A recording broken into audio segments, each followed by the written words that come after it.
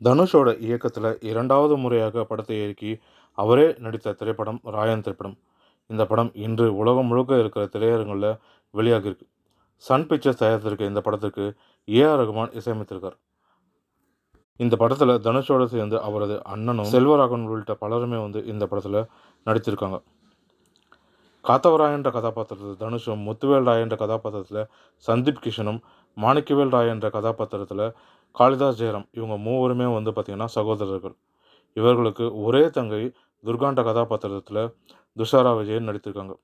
சின்ன வயதில் தங்கள் பெற்றோர்களால் கைவிடப்பட்ட இவர்கள் தங்கள் சொந்த ஊரை விட்டு சென்னைக்கு வராங்க. மூத்தவரான காத்தவராயன் என்ற தனுஷ் தன் தம்பி தங்கை மேலே அளவு கடந்த பாசம் வைத்திருக்காரு. மறுபக்கம் சென்னையில் பிரபல ரவுடியோட மகனான சேதுன்ற எஸ்ஜே சூர்யா தனது தந்தையை கொன்ற துரை என்ற சரவணனை எப்படியாவது பழிவாங்க வேண்டும்னு காத்திருக்கார். இவர்களுக்கு இடையில் எப்படியாவது மோதலை ஏற்படுத்தி அவர்களை மொத்தமாக அழிக்க வேணும்னு போலீஸாக வரும் பிரகாஷ்ராஜ் நினைக்கிறாரு. கல்லூரியில் படித்து கொண்டிருக்கும் கடைசி தம்பி மாணிக்கம்ன்றவர் அடிக்கடிக்கு ஏதாவது தகராறு செய்து பிரச்சனையில் மாட்டிக்கொள்கிறார். முத்து திருமணத்துக்காக காத்திருக்கும் தங்கை துர்கா எப்போதுமே முகத்தை சீரியஸாக வைத்து கொண்டிருக்கும் சைலண்டாக இருக்கும் ராயன்னு முதல் பாதி சொல்லுது கதை. எதிர்பாராமல் நடந்த இரு ரவுடிகளுக்கும் இடையிலான மோதலில் ராயன் தம்பி முத்து மாட்டிக்கிறார். அவனை காப்பாற்ற அசுர அவதாரம் எடுக்கிறாரு ராயன்.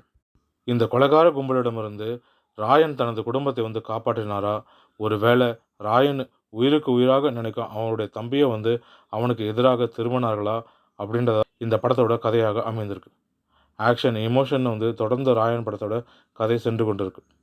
தனது 50வது படமான ராயன் படத்தை முழுக்க முழுக்க ஆக்ஷன் படமாக எடுத்திருக்காரு.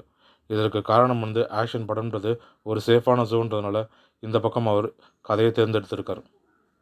நம்பத்தகுந்த தன்மையான கதைக்கு உருவாக்குவதற்கும் போலித்தன்மை இல்லாமல் கதாபாத்திரங்களை இயல்பாக உருவாக்குவதற்கும் வெற்றிமாறனுடைய வடசென்னை தனுஷுக்கு மிகப்பெரிய பக்கபலமாக அமைந்திருக்குன்னே சொல்லலாம். ஏன்னா வெற்றிமாறன் பாணியிலேயே நிதானமான ஒரு கதையை கட்டமைத்து கொஞ்சம் கொஞ்சமாக பில்டப் கொடுத்த ஒரு அதிரடியான இன்டர்வல் பிளாக்கோடு முடிக்கிறாரு முதல் பாகம். 2வது பாதியில் மாஸ் காட்டுவது தனுஷ் கிடையாது, துஷரானே சொல்லலாம். அந்தளவுக்கு அவருடைய நடிப்பு நன்றாக அமைந்திருக்கு. தனுஷோட அமைதியான சுபாவமும் தேவையான இடத்துல மாஸ் காட்டுவது, தம்பி தங்கை சென்டிமெண்ட்னு பார்க்கும்போது ரஜினியோட பாஷா படம் தான் ஞாபகத்துக்கு. அதுவும் ஸ்டேஷனில் என்னையா சொன்னால் உடனே கேஸை வாபஸ் வாங்கிட்டாங்கன்னு சொன்னதும் தனுஷ் அதுக்கு உண்மையை சொன்னேன் சார்னு ஒரு இதெல்லாம் பாஷா படத்தை அடிக்கடிக்க ஞாபகப்படுத்துது. ஆனால் அதே விதத்தில் தன்னுடைய கதாபாத்திரத்துக்கு மட்டும் இல்லாமல் மற்ற கதாபாத்திரத்துக்களுக்கும் முக்கியத்துவம் கொடுத்துருக்காரு தனுஷ். முதல் பாகத்தை சந்தீப் கிஷன் தொடங்கி வைக்கிறாருன்னா 2ஆம் பாகத்தில் துஷரா விஜயன் ஒரு படிக்கு மேலே சென்று நடிப்பில் அசத்தியிருக்கார். படம் முழுக்க செல்வராகவன் பயணிக்கிறார். 2ஆம் பாதியில் எஸ்ஜே சூர்யா கவனம் பெறாரு. அந்தளவுக்கு 2ஆம் பாதியில் எஸ்ஜே சூர்யா படத்தையோட பட்டையை கலப்புறார். இவருடைய அசாத்தியமான நடிப்பினால் படத்தில் இருக்கும் சின்ன சின்ன தோய்வுகளும் மறந்து போகும் அளவுக்கு இருக்குது. நெல்சன் பாணியில் அப்பப்போ டார்க் காமெடி இந்த படத்தில் வந்தாலும் அது ரசிக்கும்படியாக இருக்குது. ஆனால் டார்க் காமெடி மிக கொஞ்சம் நேரம் தான் வருது, மிகவும் குறைவாக இருக்கிறதுனால அது வருத்தத்துக்குரியாக இருக்குது. ஆனால் இதில் வரும் டார்க் காமெடிகள் அனைத்துமே ரசிக்கும்படியாகவும் இருக்குது. செம்ம கெத்தா அறிமுகமாகும் பிரகாஷ்ராஜ் வழக்கமான குள்ளநெறி ரோலில் நடித்திருக்காரு. ஏஆர் ரகுமானுடைய பின்னணி இசையும் பாடல்களும் படத்துக்கு மிகப்பெரிய பக்கபலமாக அமைந்திருக்கு. தொடக்கத்தில் வரும் ஓராயா பாடலும், அதே போல் கடைசியில் வரும் அடங்காத அசுரன்ற பாடலும் வெறித்தனமாக இருக்குது. உசிரை நீதானே என்ற ஏஆர் ரகுமானுடைய வரிகள் வரும் பொழுது அவருடைய குரலில் பாடல்கள் அமையும் போது அண்ணன் தங்கை தனுஷ் ஒரே பார்த்து கொள்வது படத்திற்கு மிகவுமே பக்கபலமாக அமைந்திருக்கு. ரசிகர்கள் அனைவருமே எழுந்து நின்று கைத்தட்டும் அளவுக்கு அந்த காட்சிக்கு அமர்ந்திருக்கு.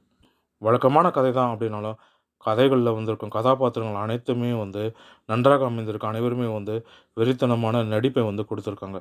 அது மட்டும் இல்லாமல் தனுஷோடைய இயக்கமும் நன்றாக அமைந்திருக்கிறதுனால, நேர்த்தியான கதைக்களமும் அமைந்திருக்கனால இந்த கதை தனுஷை கைவிடவில்லைன்னு சொல்லலாம். மேலும் இது போன்ற தமிழ் சினிமா தொடர்பான சுவாரஸ்யமான தகவல்களுக்கு தமிழ் சினிமா யூடியூப் சேனலை பார்க்கும். நன்றி, வணக்கம்.